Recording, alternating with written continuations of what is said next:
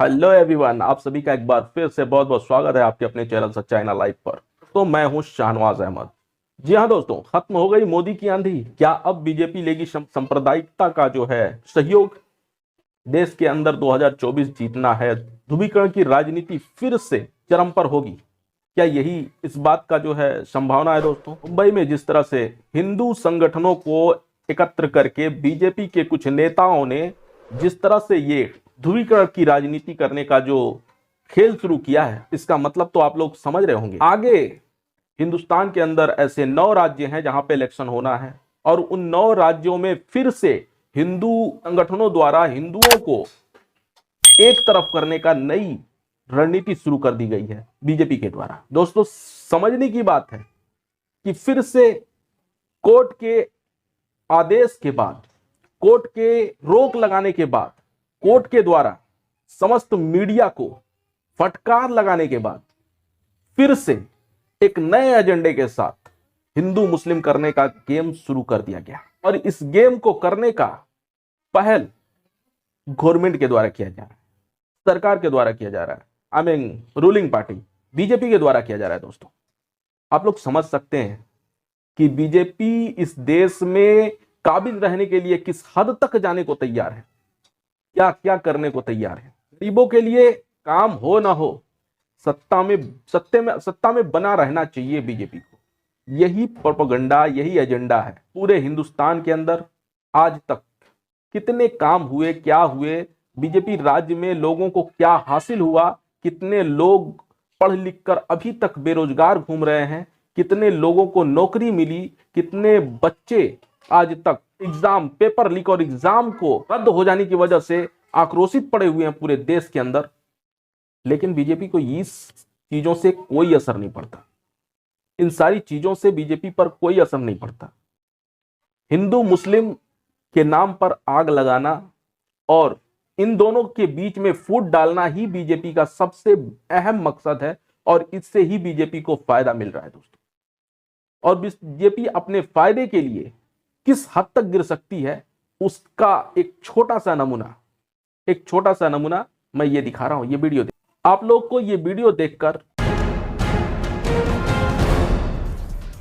मुंबई की सड़कों पर हिंदुओं का जनसैलाब उमड़ पड़ा है। ये जनसैलाब लव जिहाद, लैंड जिहाद, अवैध धर्मांतरण और अतिक्रमण जैसे मुद्दों को लेकर निकाला जा रहा है। इसे महाराष्ट्र की अब तक की सबसे बड़ी हिंदू जन आक्रोश रैली के रूप में देखा जा रहा है, यही बताया भी जा रहा है। जन आक्रोश मार्च में विश्व हिंदू परिषद, बजरंग दल जैसे हिंदू संगठनों के अलावा बीजेपी विधायक और बीजेपी कार्यकर्ता भी शामिल हैं।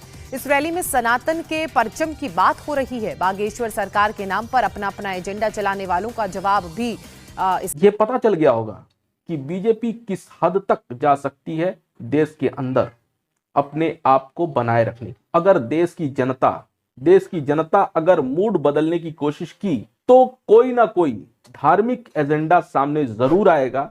और इस बात को बांध लीजिए, गांठ बांध लीजिए।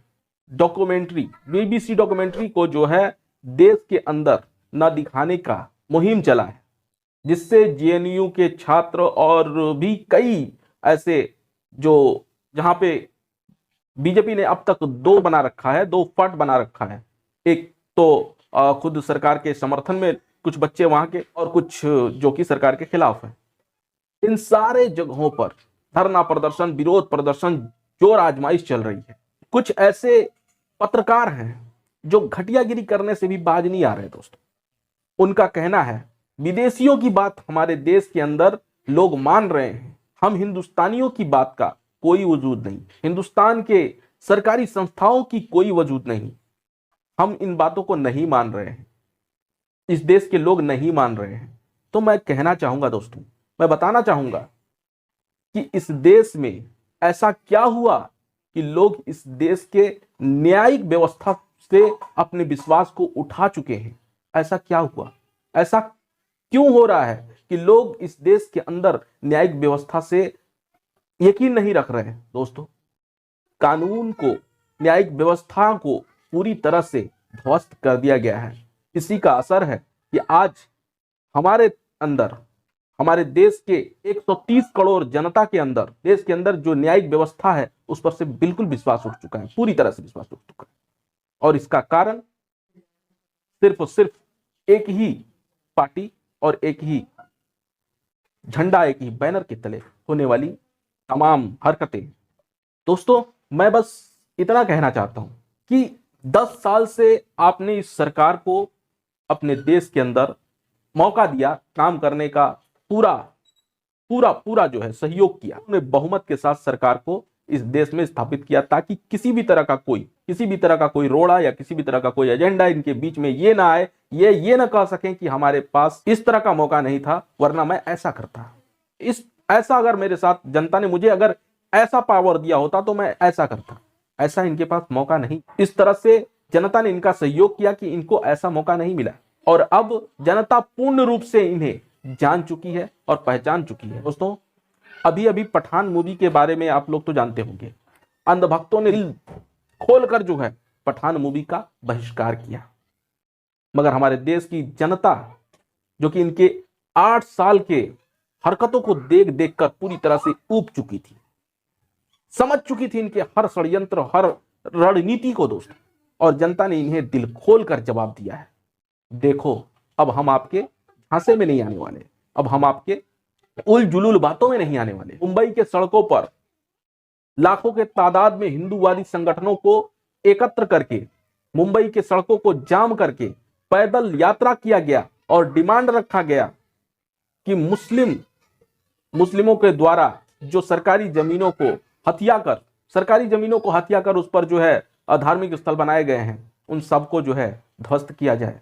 उसके बाद दूसरी चीज ये बताई जा रही है मीडिया द्वारा कि मुंबई के अंदर जो लव जिहाद हो रहा है उसका भी जो है विरोध किया गया है। कौन लव जिहाद कर रहा है? कितने लव जिहाद का केस जो है हमारे देश के अंदर सामने आया, कितने आ रहे हैं? जवाब देना होगा सरकार को और जवाब मांगना होगा आपको, मगर आप कहां सोए हैं?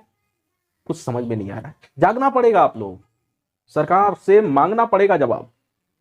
इस तरह की उल जुलूल बातें करके हमें आपस में भटकाने का क्या मकसद है, क्या मतलब है? खैर, मतलब तो मकसद तो सभी समझते हैं। अभी अभी एक धीरेंद्र शास्त्री नाम का एक बाबा जो है सामने आया है, उसके खिलाफ भी बहुत सारी ऐसी बातें आ रही हैं। उसके ढोंग का पर्दाफाश होता हुआ लोग देख रहे हैं, उसके ढोंग को नंगा होता हुआ उसको लोग देख रहे हैं। तो दोस्तों, इस पर भी बहुत सारे लोगों को मिर्ची लग रही है, खास करके अंधभक्तों को मिर्ची लग रही है।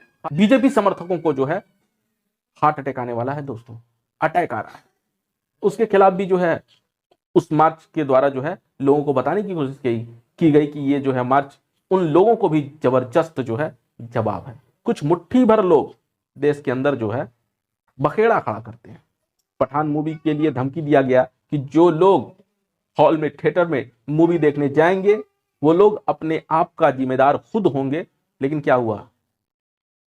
हजारों हजार के तादाद में लोग जो है थिएटर की तरफ गए और देखे, झूमे, गाए, मस्ती किए और फिल्म कहां से कहां पहुंच गई। तो दोस्तों, मैं आप लोगों से एक छोटा सा अपील करना चाहूंगा कि मेरी वीडियो अगर आप लोगों को पसंद आया हो तो आप लोग इसे लाइक करें और कमेंट्स करके बताएं कि मेरी वीडियो कैसी लगी आप लोगों को, और मेरी वीडियो में जो भी कमी हो वो भी आप जो है कमेंट के द्वारा मुझे इन्फॉर्म कर सकते हैं। दोस्तों, मेरे चैनल को सब्सक्राइब करें, बेल आइकन को दबाकर ऑल पे सेट कर दें ताकि नेक्स्ट आने वाली नोटिफिकेशन, नेक्स्ट अपलोड होने वाली वीडियो की नोटिफिकेशन आप लोगों को मिल सके।